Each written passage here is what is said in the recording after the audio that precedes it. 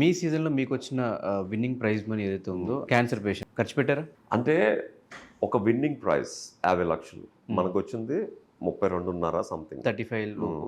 33 something after 30% entertainment tax. So అది నా కష్టార్జితం. నేను అందరికీ ముందు ప్రామిస్ చేసింది, నా తల్లిలాగా ఎవరైతే క్యాన్సర్తో కష్టపడతారో నేను తల్లిలాగా ఎవరినైతే ఫీల్ అవుతానో వాళ్ళకి ఇస్తానని. నేను బయటకు వచ్చిన తర్వాత నేను ఫీల్ అయిన ప్రతి పేషెంట్కి నేను ఇవ్వడం జరిగింది. నేను ఇచ్చే ప్రతిదీ కుడి చేతికి ఇచ్చింది ఎడం చేతికి తెలియకూడదు అంటారు కదా. అంటే అప్పటికే నేను ప్రతి విషయం బయటికి చెప్పి ఓవర్ ఎక్స్పోజ్ అయిపోయాను యాక్చువల్గా. ఇన్ఫ్యాక్ట్ ఆ గిన్నిస్ బుక్ ఆఫ్ రికార్డ్స్ ఎవరో ఫ్యాన్ చెప్తే నేను పబ్లిక్లో చెప్పడం, అది నాకే మళ్ళీ ఎఫెక్ట్ అయింది. పిఎం ఆఫీస్ నిజం అదైతే నిజం. పిఎం ఆఫీస్ నుంచి ఫోన్ వచ్చింది. They call me PM office నుంచి ఫోన్. ఆ పిఎం ఆఫీస్ నుంచి పిఎం తప్ప ఇంకెవరు ఫోన్ చేయరా ఏంటి? ఆబ్వియస్లీ ఎవరో అందులో ఒక ఫ్యాన్ ఫోన్ చేశాడు, అది కూడా నెగిటివ్గా చేశారు. ఆ డాక్టరేట్ ఎవరో వచ్చి డాక్టరేట్ సార్ మిమ్మల్ని డాక్టరేట్కి one of my friend recommended అంటే I use to tell everything to the public అనమాట. సో ఎప్పుడైతే ఇవన్నీ ఎఫెక్ట్ అయిందో ఐ సెడ్ ఇవన్నీ ప్రతిదీ చెప్పుకుంటూ పోతే తప్పులు ఎదుగుతూనే ఉంటారు. అది నాకు సంబంధించిన మనీ నా తల్లికి ప్రామిస్ చేశాను, నా తల్లి సాక్షిగా నేను ఇవ్వాలనుకున్నాను, ఇచ్చేసాను. అది నేను ఇచ్చాడు అనుకుంటే ఇచ్చాను, ఇవ్వలేదు అనుకుంటే ఇవ్వలేదు. దానివల్ల నాకు ఫరక్ అని పడదు. అది నా ఆత్మకి సంబంధించింది, నా తల్లి ఆత్మకి సంబంధించి I set that I'll give. నేను అంత జెన్యూన్గా ఇవ్వడం జరిగింది కాబట్టి నేను ఇచ్చిన దానికి 10 రెట్లు ఎక్కువ దేవుడు నాకు ఇచ్చాడు వితిన్ 6 monthsలోనే. అంటే అన్ని ఎలిగేషన్స్ మన మీద జరుగుతున్నప్పుడు ఎవరెవరికి ఇచ్చామో ఒక వీడియో పెట్టేసి అయిపోదు కదా బ్రో. ఇప్పుడు ఎవరెవరికి ఇచ్చానో వీడియో పెట్టాను. ఓకే, ఇప్పుడు మళ్ళీ ఆ ప్రతి అమౌంట్కి లెక్క చెప్పాలి, ఆ పైసాకి లెక్క చెప్పాలి. ఇంత time I don't take actually. ఇప్పుడు నేను చాలామందికి ఇచ్చాను. అందులో కొంతమంది పేషెంట్స్ క్యాన్సర్ లేకుండా, క్యాన్సర్ తగ్గిపోయిన పేషెంట్స్ కూడా కీమోథెరపీ ఉందని చెప్తే నేను 15 నుంచి 50,000 వరకు పంపించేవాడిని. ఫైనల్గా చూస్తే వాళ్ళు కీమోథెరపీ క్యాన్సర్ క్యూర్ అయిపోయి చాలా రోజులు అయిపోయింది యాక్చువల్గా. Even then they use to cheat me like that so many patients. But even then I use to pay because వాళ్ళు స్వతహాగా ముందుకు వచ్చారు, అడిగారు, చేశాను. అంటే నేను చాలామంది ఇప్పుడు ఇన్ఫ్యాక్ట్ ఒక బాబుకి హార్ట్లో హోల్ ఉందంటే I went and I gave. And Vedant Jackson ద్వారా ఒక అబ్బాయికి హెల్మెట్ లేకుండా ప్రయర్ ఇచ్చి బ్రెయిన్ ఇంజురీ అయిందంటే నేను ఫస్ట్ హెల్మెట్ లేకుండా ప్రయాణించడం తప్పు అయినా కూడా వాళ్ళు పేదలు, వాళ్ళకి సర్వే అవ్వడానికి డబ్బు లేదంటే నేను హాస్పిటల్కి వెళ్ళి ఇలా ఇచ్చాను అనమాట. ఇలా ప్రతిదీ నేను మ్యాక్సిమం వీడియోస్ పెట్టాను. బట్ క్యాన్సర్ పేషెంట్స్ కొంతమంది పేషెంట్స్కి ఎక్స్పోజ్ అవ్వడం ఇష్టం లేదు, కొంతమందికి okay. But I don't to show them that వాళ్ళు నా దగ్గర నుంచి డబ్బులు తీసుకుని వాళ్ళు ట్రీట్మెంట్ చేసుకున్నారని వాళ్ళకి ఇష్టం లేనప్పుడు మనం పెట్టకూడదు కదా. సో ఎంత ఖర్చు పెట్టుంటారు మీరు 33 lakhsలో? అంటే నేను ఆల్మోస్ట్ లైక్ 28 lakhs ఖర్చు పెట్టాను. మిగతాది మా మదర్ ట్రస్ట్ మీద మిగిలిన డబ్బులు అలాగే ఉన్నాయి. If I feel anybody more I will remaining 5 lakhs కూడా ఐ విల్ స్పెండ్. షూర్, ఇప్పటికే ఉన్నాయి ఆ 5 lakhs? మా మదర్ పేరు మీద ఒక ట్రస్ట్ పేరు మీద నేను ఓపెన్ చేసి పెట్టాను. సో యూజువలీ ఎవరికైనా కావాలంటే I use to give them. Okay. So మళ్ళీ ఏమైనా ఛాన్సెస్ బిగ్ బాస్కి వెళ్ళే ఛాన్సెస్ ఉన్నాయా? అంటే బిగ్ బాస్ ఇప్పుడు బిగ్ బాస్ అనేది బేసిక్గా షో ఇట్ సెల్ఫ్ ఒక క్యారెక్టర్ని ఎలివేట్ చేసే షో. ఇప్పుడు కౌశల్ క్యారెక్టర్కి అందరికీ తెలిసిపోయింది. ఇప్పుడు మళ్ళీ నేను బిగ్ బాస్కి వెళ్ళడం వల్ల ఆ క్యారెక్టర్లోంచి ఇంకొక క్యారెక్టర్ 2.0 లాగా వెళ్ళాలి తప్ప, because everybody knows me, how I play, how I talk, how I treat my self.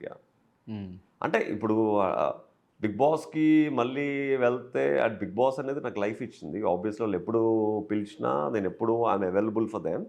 But it should be next level ఉండాలి యాక్చువల్గా. ఓకే. సో ఆ టైంలో చాలా ఆపర్చునిటీస్ వచ్చినా కూడా మీరు యాక్సెప్ట్ చేయలేదు అంటే రీజన్ ఏంటి? సి ఫస్ట్ ఆఫ్ ఆల్ బయటికి వచ్చిన తర్వాత ఒక పిఆర్ టీమ్ నాకు వర్క్ చేస్తారు, ఒక మేనేజర్స్ పిఆర్ టీమ్. వాళ్ళు బయటకు వచ్చిన తర్వాత నాకున్న ఫ్యాన్ బేస్ చూసి వాళ్ళు 75 లక్షలు డిమాండ్ చేశారు ప్రతి సినిమాకి. సో కౌశల్ గారు కావాలంటే 75 లక్షలు ఇవ్వాలి ఇలా. సో చాలామంది అంత రెమ్యునరేషన్ని ఇచ్చి, ఎందుకంటే నా మార్కెట్ అనేది ప్రజలకు తెలియదు యాక్చువల్గా. సో తెలియకుండా నాకు 75 లక్షలు ఇచ్చి సినిమాలు చేయడం అనేది, అంటే నేను ఎప్పుడు చెప్పలేదు నాకు 75 లక్షలు ఛార్జ్ చేయండి అని. I'm okay to do any free film also if I get a good film. నేను ఫ్రీగా చేయడం కూడా రెడీ ఉన్నాను. బట్ ఎప్పుడైతే పిఆర్ ఏజెన్సీకి నేను సైన్ చేశానో they use to demand like that. అది స్ప్రెడ్ అయిపోయి ఇప్పుడు కౌశల్ గారి దగ్గరికి వెళ్ళాలంటే ఆల్రెడీ 75 లక్షలు అడుగుతున్నారంట అంటే డ్రాప్ అయిపోవడం అలాగా బ్యాడ్ అవడం జరిగింది.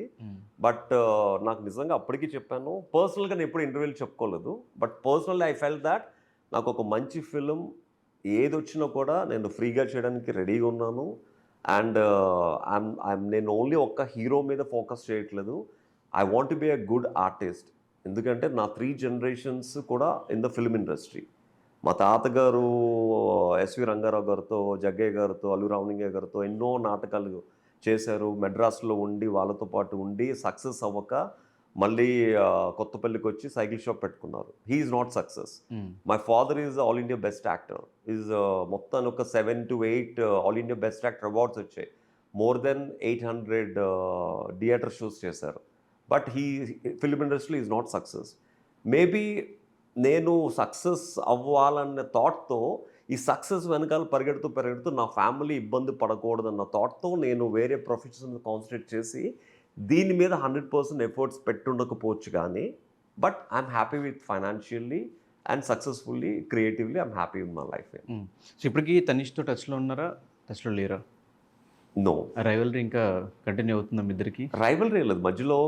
మధ్యలో తనీష్కి లల్లీ అంటే చాలా ఇష్టం. సో ఒకసారి లల్లీ బర్త్డే కూడా వాళ్ళ ఇంటికి వెళ్ళి చేయడం జరిగింది. అండ్ మధ్యలో కూడా మా ఎలక్షన్స్ అప్పుడు కూడా 2-3 సార్లు కలిసాం. అంటే hello hi bye that's all. ఏదైనా ఉంటే కలుస్తాం, మాడతాం. బట్ అంటే Kaushal is the person who will not keep rivalries with any one for long time. అది బిగ్ బాస్ వర్కే. బిగ్ బాస్ నుంచి బయటకు వచ్చిన తర్వాత everybody is my friends. Okay, family ఎలా ఉన్నారు కౌశల్ గారు? Family super good. మీ పాప హౌస్లో మీరెంత ఫేమస్ అయ్యారో తను అంత ఫేమస్ అయింది. She is just second year, third year బర్త్డేకి బిగ్ బాస్ హౌస్లోకి వచ్చింది. So now she is 8 years, 5 years అయిపోయింది కదా. The grown up now. So ఎలా ఉంది ఫ్యామిలీతో టైం స్పెండ్ చేయడం? బయట కంప్లీట్ ఫ్యామిలీ పర్సన్. సో ఫ్యామిలీతో మ్యాక్సిమం డే అంతా నాకు పని లేకపోతే ఫ్యామిలీతోనే స్పెండ్ చేస్తాను. షూటింగ్స్ లేకపోతే ఫ్యామిలీతోనే టూర్స్ గీర్స్ వెళ్తాను. I give more value to my family actually. Okay, Neelima గారు అంతా అందరూ ఓకేనా? అందరూ ఓకే. నీలిమ గారికి అంత టైం ఇచ్చినా కూడా నీలిమ గారికి ఇంకా టైం కావాలి యాక్చువల్గా. They want more time to spend with family. But same time I have to concentrate on the financially also, professionally also. కాబట్టి mostly I'm a family person. And according to you what is success?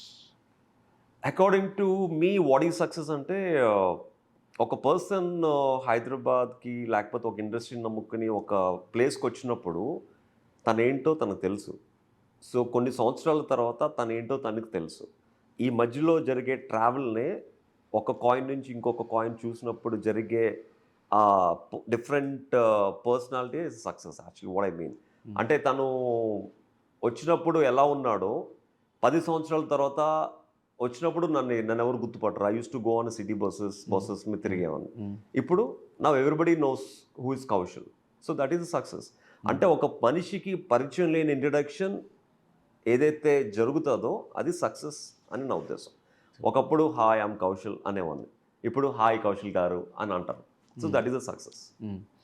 So మళ్ళీ serials ఏమైనా చేసే chances ఉన్నాయా?